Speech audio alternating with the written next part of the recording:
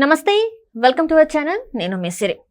విశాఖలో drugs case బయటపడినప్పటి నుంచి YCP senior నేత అంత చురుగ్గా కనిపించట్లేదు. ఎందుకు? సో ఈ అంశాన్ని మనకు వివరించడానికి మనతో పాటు ఉన్నారు ప్రముఖ senior journalist, political analyst CS Rao గారు. నమస్కారం సార్. నమస్తే సార్, విశాఖలో డ్రగ్స్ కేసు బయటపడినప్పటి నుంచి ఏంటంటే ప్రముఖంగా అంటే సీనియర్ నేత, వైసీపీ సీనియర్ నేత అంటే చురుగ్గా కనిపించట్లేదు. ఎక్కడ కూడా మనకి అసలు ముందులా కనిపించట్లేదు. ఎందుకంటారు సార్?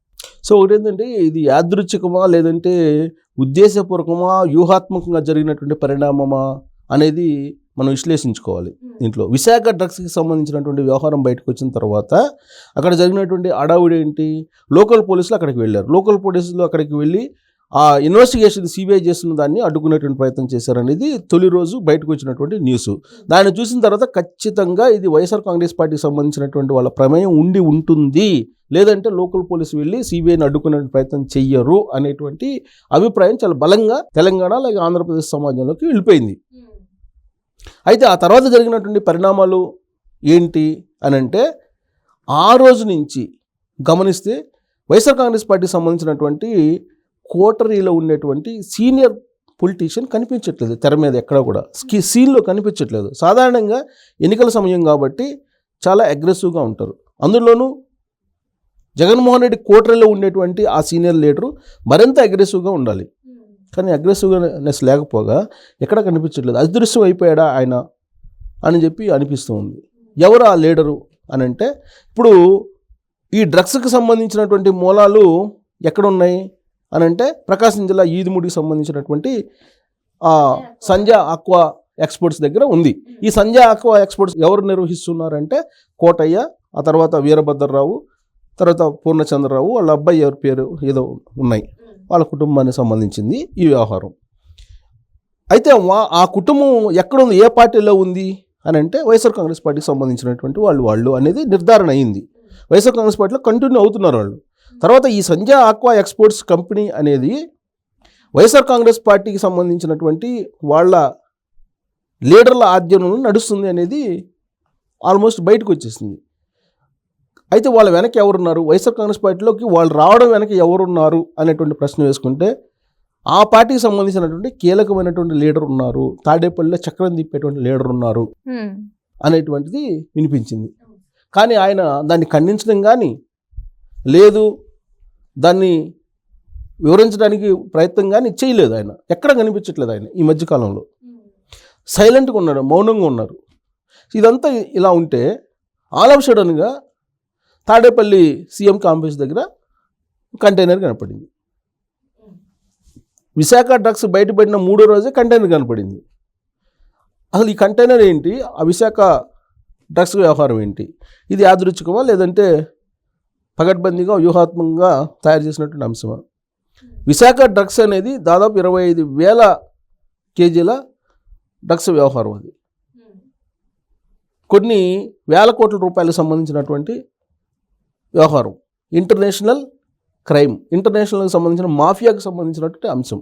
ఇంత పెద్ద ఎత్తున డ్రగ్స్ దిగుమతి అవుతున్నాయి అని అంటే, ఖచ్చితంగా ఇంటర్నేషనల్ మాఫియాతోటి ఎవరో ఒకరు బలమైనటువంటి సంబంధాన్ని కలిగి ఉండాలి అనేటువంటిది వినిపించింది.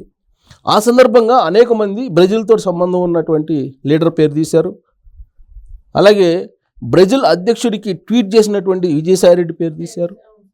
అసలు బ్రెజిల్ తోటి ఏం పని విజయసాయిరెడ్డికి అనేటువంటి పేరు తీశారు.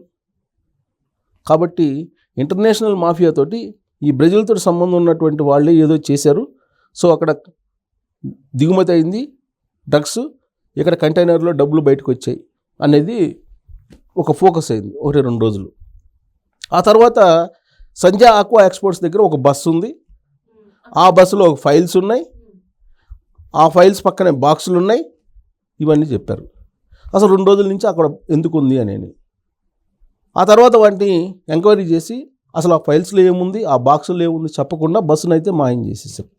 ఆ బస్సు ఎక్కడ పోయింది, ఆ బాక్సుల్లో అసలు ఏమున్నాయి, డబ్బులుందా, డబ్బు కట్టలు ఉన్నాయా, ఆ ఫైల్స్లో ఏమున్నాయి, డ్రగ్స్కి సంబంధించిన వివరాలు ఉన్నాయా, ఎక్స్పోర్ట్కి సంబంధించిన వివరాలు ఉన్నాయా, సంజయ్ ఆక్వా సంబంధించినటువంటి మొత్తం డేటా ఉందా, ఇవన్నీ ఏమీ చెప్పలేదు.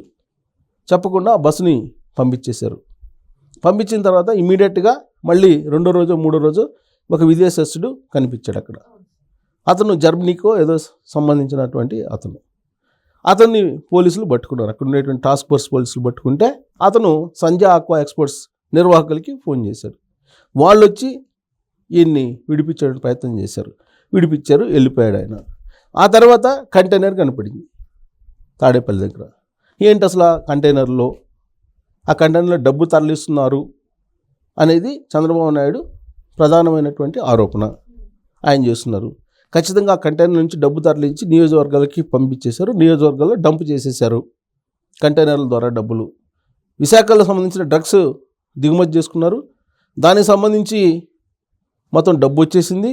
దాని కంటైనర్లలో ఎలక్షన్ కోసం నియోజకవర్గాలకు పంపించారు అనేది చంద్రబాబు నాయుడు చేసేటువంటి ప్రధానమైనటువంటి ఆరోపణ. సో ఇదంతా జరుగుతున్న పరిస్థితుల్లో ఒక కీలకమైనటువంటి లీడరు ఏమాత్రం స్పందించాలి దీని మీద. అసలు ఆయన ఎక్కడున్నాడో కూడా తెలియట్లా. అంతకుముందు పవర్ గేమ్లో జగన్మోహన్ రెడ్డి తర్వాత ఎవరు అనే దాని మీద పోటీ పడేవాడు ఆయన. కానీ ఆయన గత కొన్ని రోజుల నుంచి కనిపించట్లేదు. పని ఆషామాష లీడరా అని అంటే తాడేపల్లిలో చక్రం తిప్పేటువంటి లీడర్లు ఆయన ఒకళ్ళు. ప్లస్ ఆయన ఈ సంజయ్ ఆక్వా ఎక్స్పోర్ట్స్కి సంబంధించి ఇండైరెక్ట్గా ఎంతో కొంత సంబంధాలు ఉన్నటువంటి లీడర్ ఆయన. బట్ ఆయన కనిపించట్లేదు. తర్వాత కంటైనర్ల వ్యవహారం ఏంటి? ఆ కంటైనర్ అసలు ఎడిపోయింది. ఆ కంటైనర్లతోటి వెళ్ళిపోయాడా? కంటైనర్ని తీసుకొని వెళ్ళిపోయాడా? అసలు ఆ కంటైనర్ ఎటు వెళ్ళింది? తాడేపల్లికి వచ్చింది బాగానే ఉంది, ఫోటోలు తీశారు, అవన్నీ పెట్టారు. తాడేపల్లి నుంచి ఎటు వెళ్ళింది ఆ కంటైనర్? ఏం వేసుకుని వెళ్ళింది అనేది ఎవరైనా చెప్పారా? చెప్పలా. ఇవన్నీ అనుమానాలే. కంటైనర్ అనగానే ఇమీడియట్గా గుర్తొచ్చింది డబ్బు కట్టలు. ఈ కంటైనర్ డబ్బు కట్టలు అనేటువంటి వ్యవహారం ఎప్పుడు బయటకు వచ్చింది? దాదాపు 3 నెలల క్రితం, 2-3 నెలల క్రితం ఇడుపులపాయ నుంచి 30 కంటైనర్లు వెళ్తున్నాయి. ఎవరికి చెన్నై ఓడరేవుకి వెళ్తున్నాయి, చెన్నై వైపు వెళ్తున్నాయి. సో ఆ కంటైనర్లో ఏముంది అని చెప్పి ఆ మధ్యకాలంలో చాలా పెద్ద ఎత్తున చర్చ జరిగింది. ఆ కంటైనర్లో ఏమి లేదు, డిఫెన్స్కి సంబంధించిన వస్తువులు ఉన్నాయని చెప్పి పోలీసులు చెప్పారు. సరే మీరు చెప్పారు కదా, మాకు చూపించండి అంటే కొన్నోనో అవి డిఫెన్స్కి సంబంధించినటువంటి పరికరాలు, ఎక్విప్మెంట్స్, అవి మీకు చూపించడానికి లేదు, అది కాన్స్పిరసీ, అంటే రహస్యంగా ఉంచాల్సినటువంటి వ్యవహారం, కాబట్టి మీకు చూపించాల్సిన అవసరం లేదు, మేము చెప్తున్నాం కదా మీరు వినండి. ఈ డిఫెన్స్కి సంబంధించినటువంటి ఎక్విప్మెంట్స్, గన్స్ అవి ఉన్నాయని చెప్పారు వాళ్ళు. సరే అంతటితో సమసిపోయింది. ఆ తర్వాత సోషల్ మీడియా మాత్రం నమ్మలా. సోషల్ మీడియా ఏం చేసింది? అసలు ఆ కంటైనర్ లేటెల్ని ఆ కంటైనర్లు తీసుకెళ్తున్నప్పుడు జర్నలిస్టులని ఎందుకు అక్కడ లేకుండా చేశారు, విజువల్స్ ఎందుకు చూపించకుండా చేశారు, మళ్ళీ తర్వాత కంటైనర్లు వెళ్తున్నటువంటి రోడ్లో వెళ్తే ఒక అరగంటకే ఎందుకు కనపడకుండా పోయినాయి, అవి ఎటు పోయినాయి, అవి ఇట్లాంటి రకరకాల ఆరోపణలతోటి సోషల్ మీడియాలో బాగా న్యూస్ స్ప్రెడ్ అయిపోయింది. అసలు ఆ కంటైనర్లో డబ్బు ఉంది అని నమ్మేటువంటి వాళ్ళ సంఖ్య పెరిగిపోయింది. లేదు అని చెప్పి పోలీసులు చెప్పారు. పోలీసులు చెప్పిన తర్వాత నిజమే, అదేదో డిఫెన్స్ సంబంధించిన వ్యవహారం అయింది, అసలు ఇన్ని కంటైనర్లు డబ్బు తరలించడం అవకాశం ఉందా? ఛాన్సే లేదు, కాబట్టి ఇదంతా తూచి ఇది డబ్బు లేదు ఏం లేదని చెప్పి నమ్మారు. ఆ తర్వాత కంటైనర్లో డబ్బు అనేది నమ్మనేటువంటి పరిస్థితికి వచ్చిన తర్వాత తాడేపల్లిలో ప్రత్యక్షంగా అది కనపడింది కంటైనర్. దాంతో చంద్రబాబు నాయుడు కంటైనర్లో డబ్బు తరలిస్తున్నారు, ఆ డబ్బుని నియోజకవర్గాలకు పంపిస్తున్నారు అనేది చెప్తున్నారు. దీంతో అప్పుడు కనిపించినటువంటి కంటైనర్లో కూడా డబ్బే ఉండి అనేటువంటి అనుమానాలకి బలం చేకూరింది. సో ఇదంతా జరుగుతున్నప్పుడు ఈ మొత్తం వ్యవహారం చూస్తే విశాఖ డ్రగ్స్ వ్యవహారం, ఆ తర్వాత జరిగిన పరిణామాలు ఇవన్నీ కనుక చూస్తూ ఉంటే వీటన్నిటి మీద స్పష్టత ఇవ్వాల్సినటువంటి లీడరు, స్పష్టత ఇవ్వడానికి ముందుకు వచ్చేటువంటి లీడరు, గతంలో అనేక అంశాల మీద స్పష్టత ఇచ్చిన లీడరు కనిపించట్లా ఈ మధ్యకాలంలో. అసలు ఎందుకు కనిపించట్లేదు?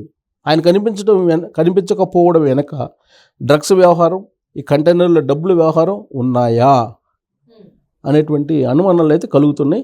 మరి ఆ లీడర్ ఎవరు అనేది కొన్ని హింట్స్ ఇస్తాను, ఆ హింట్స్ని బట్టి మీరు కనుక్కోవచ్చు. సో కొన్ని హింట్స్ ఏంటంటే, ఆల్రెడీ చెప్పాను, తాడేపల్లిలో చాలా కీలకమైనటువంటి లీడరు, జగన్మోహన్ రెడ్డికి అత్యంత సన్నిహితంగా ఉంటారు, ఎంతో కొంచెం రిలేషన్ అయితే ఉంది.